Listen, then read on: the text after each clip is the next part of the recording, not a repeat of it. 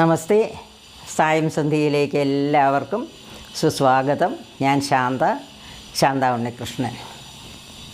മൂകം കരോതി വാചാലം പങ്കും ലംഘയതേ ഗിരിം ജലകൃപാതമഹം വന്ദേ പരമാനന്ദമാധവം.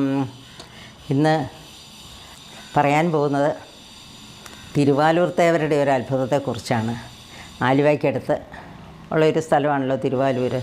വളരെ പ്രസിദ്ധമായ സ്ഥലമാണ്. കാരണം ഭട്ടതിരി തൂങ്ങി മരിച്ച സ്ഥലം, ഇങ്ങനെ എന്താ പറയുന്നത്, വാതിലിൽ പിടിച്ച് തൂങ്ങിച്ചത്ത സ്ഥലമാണെന്നുള്ള പ്രസിദ്ധമാണ്. അങ്ങനെയുള്ള ആ ക്ഷേത്രത്തെക്കുറിച്ചുള്ള ഒരു കാര്യമാണ് പറയാൻ പോകുന്നത്. അതും എൻ്റെ സ്വന്തം അനുഭവമാണ് കേട്ടോ. കാരണം ഞങ്ങൾ തൊടുപുഴയാണ് താമസിക്കുന്നത്.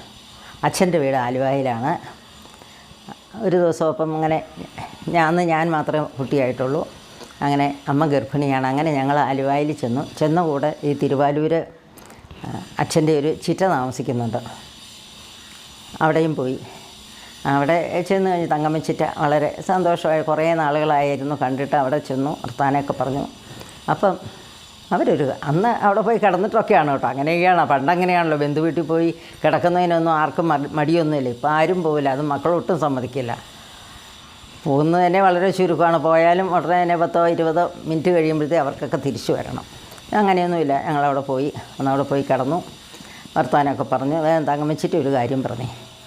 ഈ സരോജത്തിൻ്റെ കുട്ടി ഉണ്ടായി കഴിഞ്ഞാൽ ഇവിടെ തിരുവാലൂർ അമ്പലത്തിൽ വെച്ച് ചോറ് കൊടുക്കണം, മലപ്പുറയും വേണം എന്ന് പറഞ്ഞു. അച്ഛൻ പറഞ്ഞാൽ അത് കുഴപ്പമൊന്നുമില്ല. അങ്ങനെ പോയി. അങ്ങനെ എനിക്കൊരു അനിയനുണ്ടായി തിരിച്ച്. അപ്പം ചോറും കൊടുക്കണം, മലർപ്പറയും വേണമല്ലോ. അപ്പം വേഗം തൊടുപുഴയിൽ നിന്ന് ഞങ്ങളെല്ലാവരും കൂടെ, ഞാനും അമ്മയും അച്ഛനും ഈ കുഞ്ഞുമായിട്ട്, അവന് 6-7 മാസമായി കാണും.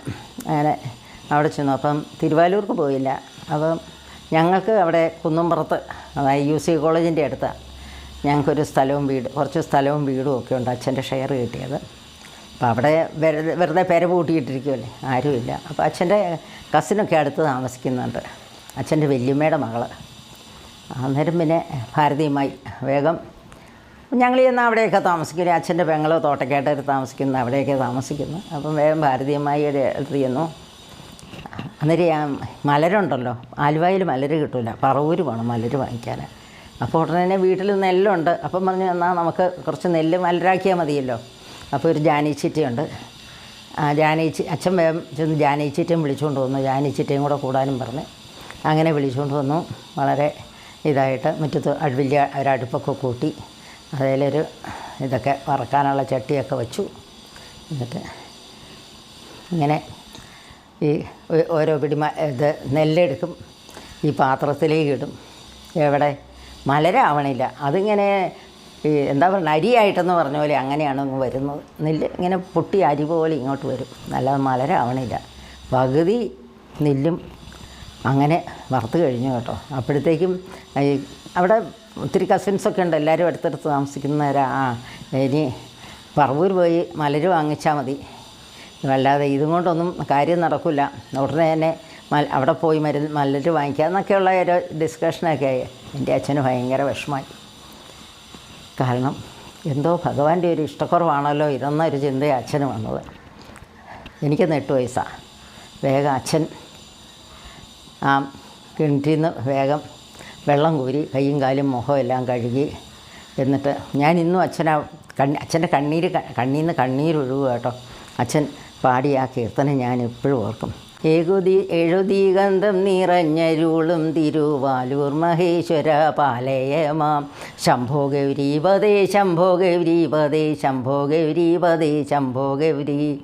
ഈ കീർത്തനം അങ്ങ് ചൊല്ലി അച്ഛനിങ്ങനെ അങ്ങോട്ട് നന്നായിട്ട് തീ കൂട്ടിക്കോ ജാനിച്ചിട്ടേ എന്ന് പറഞ്ഞു. അങ്ങനെ തീ അങ്ങ് കൂട്ടി. അച്ഛന് ആ മനസ്സിൻ്റെ ആ വിഷമം എല്ലാം കൂടി ഉണ്ടല്ലോ, കയ്യിലാം നെല്ലെടുത്തിട്ടുണ്ടല്ലോ, ഒരൊറ്റ ഏറങ്ങെറിയും പുടുപുടുപുടോന്ന് പൊട്ടി മുഴുവനും മലരായി. പിന്നെ ബാക്കി നെല്ലുകൊണ്ട് മലരെല്ലാം ഉണ്ടായി. വളരെ സന്തോഷമായിട്ട് ഞങ്ങൾ തിരുവാലൂർ പോയി. കൊച്ചിന് ചോറ് കൊടുത്തു, മലർപ്പറ നടത്തി. അവന് രഘു എന്ന് അവിടെ വെച്ച് പേരും ഇട്ടു. അങ്ങനെ ഒരു വളരെ ഹൃദയഭേദകമായ ഹൃദയസ്പൃക്കായിട്ടുള്ള ഒരു അനുഭവം എനിക്കുണ്ടായി. ആദ്യം വിഷമം ഉണ്ടായെങ്കിലും പിന്നെ ആ ഭഗവാന്റെ ആ കാരുണ്യം അത് നമ്മളെ അത്ഭുതപ്പെടുത്തുന്നത് തന്നെയാണ്. ഒരു ഭക്തൻ വിഷമിക്കുന്നു എന്ന് കണ്ടു കഴിഞ്ഞാൽ സഹായത്തിനായിട്ട് മറ്റാരുമല്ല, ഭഗവാൻ തന്നെയാണ് വരുന്നത് എന്ന് മാത്രം പറഞ്ഞുകൊണ്ട് നമുക്കെല്ലാവർക്കും ലോകൈകനാഥൻ്റെ എല്ലാവിധ അനുഗ്രഹവും ഉണ്ടാകട്ടെ എന്ന് പ്രാർത്ഥിച്ചുകൊണ്ട് നിർത്തുന്നു. നന്ദി, നമസ്കാരം.